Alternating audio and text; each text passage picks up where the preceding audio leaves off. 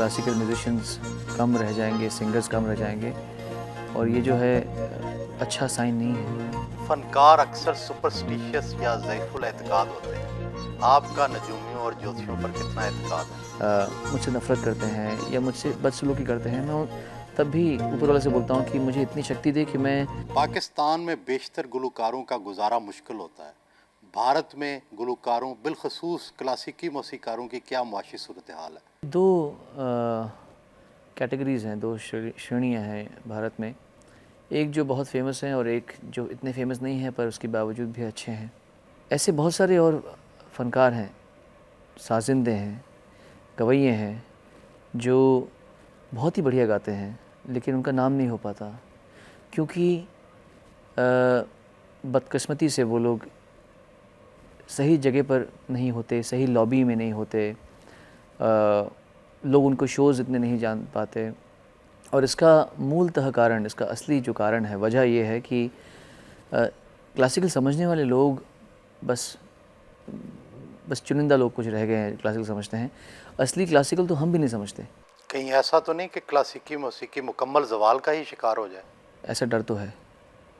मुझे भी लगता है कि आने वाले समय में क्लासिकल म्यूजिशियंस कम रह जाएंगे, सिंगर्स कम रह जाएंगे और ये जो है अच्छा साइन नहीं है। हर फनकार बाशऊर शहरी भी होता है। आपकी भारतीय सियासत में कितनी दिलचस्पी है? सियासत में मेरी दिलचस्पी बहुत थी और अभी भी है, लेकिन अजीब सी गुंडागर्दी है कुछ सियासत में और मुझे बड़ा दुख होता है, इसलिए मैं आजकल ज़्यादा तवज्जो थोड़ा कम नहीं देता, मैं थोड़ा कम देता हूँ तवज्जो। फनकार अक्सर सुपरस्टिशियस या ज़ईफ़ुल एतकाद होते हैं। आपका नजूमियों और ज्योतिषियों पर कितना एतकाद है? मिला हूँ काफ़ी लोगों से, पर मैंने अपना ये मन बना लिया है कि मैं किसी की भी बात को बहुत ज़्यादा गंभीरता से नहीं सुनूंगा, क्योंकि कल को मुझे कोई कहे कि भैया उस फलाना तारीख को आपको एक एस नाम के आदमी से मुलाकात होगी और आप उससे बच के रहिएगा। अब वो सुहेल जी निकलेंगे या एस नाम से मेरी मम्मी है या कोई और है, तो मैं तो उसमें बिना बात के ओपिनियन बना लूँगा एक। तो मैं आपको भी, आप जैसे प्यारे इंसान को भी मैं एक शक से देखूँगा कि अरे ये क्या हो गया, तो किसी और के कहने पर मैं अपने मन क्यों बदलूँ। आपने दो खूबसूरत अंगूठियां पहन रखी हैं। क्या पत्थर इंसानी ज़िंदगी पर असरअंदाज होते हैं?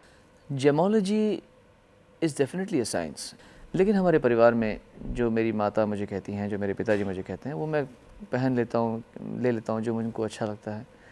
और बजाय कि पत्थरों पर ज़्यादा ध्यान देने की, मैं इंसानों पर ज़्यादा ध्यान देने की कोशिश करता हूँ, उनको प्यार करने की कोशिश करता हूँ।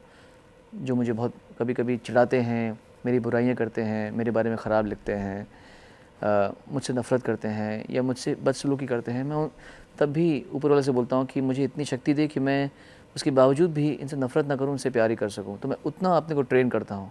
तो जब मैं वैसे ट्रेन करता हूँ तो मैं खुश हो जाता हूँ, और जब मैं खुश होता हूँ तो पत्थर पहनूँ या ना पहनूँ, मैं खुश ही रहता हूँ। आपका शुमार खूबसूरत गुलकारों में होता है, लेकिन आप अपना हेयर स्टाइल बार बार बदलते हैं। क्या आप अपनी खूबसूरती पर मुतमिन नहीं? नहीं, मैं औरों के लिए नहीं जीता। लोग बोलते हैं कि मैं दूसरों के लिए जीता हूँ, किसी के लिए जीता हूँ। मैं सोचता हूँ कि मैं हर इंसान की तरह अपने लिए जी रहा हूँ। हर इंसान को सबसे ज़्यादा प्यार वो खुद ही करता है।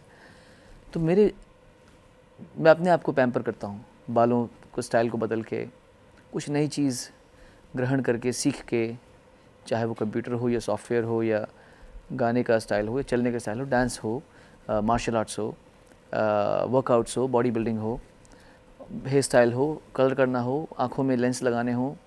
तो मैं अपने आप को अपना लाड करता हूँ, अपना दुलार करता हूँ। बहुत से लोगों का ख्याल है कि आपकी आवाज़ मोहम्मद रफ़ी से बहुत मिलती जुलती है। क्या आपने अपनी गायकी में ये अंदाज़ नकल से पैदा किया या शुरू से ही आपकी आवाज़ ऐसी थी? नकल से पैदा किया। मैं बहुत अच्छा नकलची हूँ, मैं कईयों की नकल उतार लेता हूँ।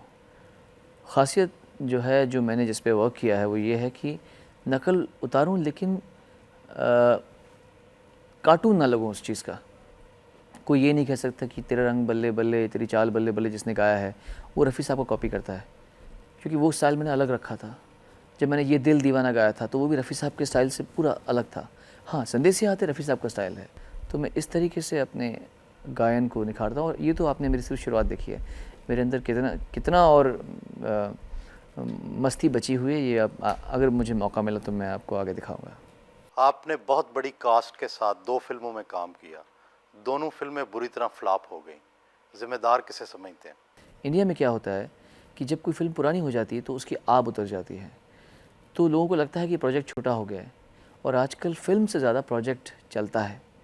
ऐसे कई फ़िल्में हैं जो बहुत ही मीडियोकर फ़िल्में हैं, लेकिन प्रोजेक्ट बड़ा अच्छा होता है। प्रोजेक्ट मतलब director, producer, combination, marketing, publicity, cast, वो सब, म्यूज़िक कंपनी, म्यूज़िक प्रमोशन, सब मिलाकर जब प्रोजेक्ट अच्छा बनता है तो वो लोग उसकी ओपनिंग अच्छी लगाते हैं। फिर ओपनिंग अच्छी लगाते हैं तो उसका होता है कि हाँ, अच्छी पिक्चर है या बुरी पिक्चर है। हमारी फ़िल्म में ऐसा कुछ नहीं हुआ। लव इन नेपाल से सिर्फ मुझे इतना फ़ायदा हुआ कि एक नायक के तौर पर पहली बार बड़े-बड़े क्रिटिक्स ने मेरी तारीफ़ की है, जो कि मेरे लिए बहुत बड़ा मॉरल बूस्टर है।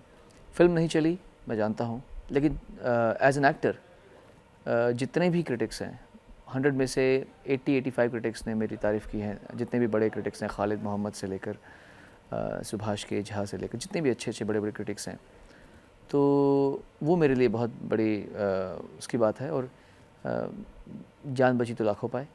आप स्मार्ट हैं, सुरीले हैं, क्या शादी के बाद भी रोमांस के कायल हैं? रोमांस ज़िंदगी में ख़त्म हो जाए तो कलाकार मर जाता है।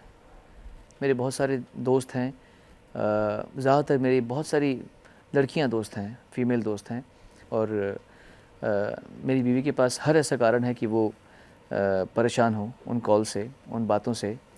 फिर भी वो काफ़ी समझदार हैं और मुझे उन्होंने काफ़ी उस बात के लिए इज़्ज़त दे रखी है।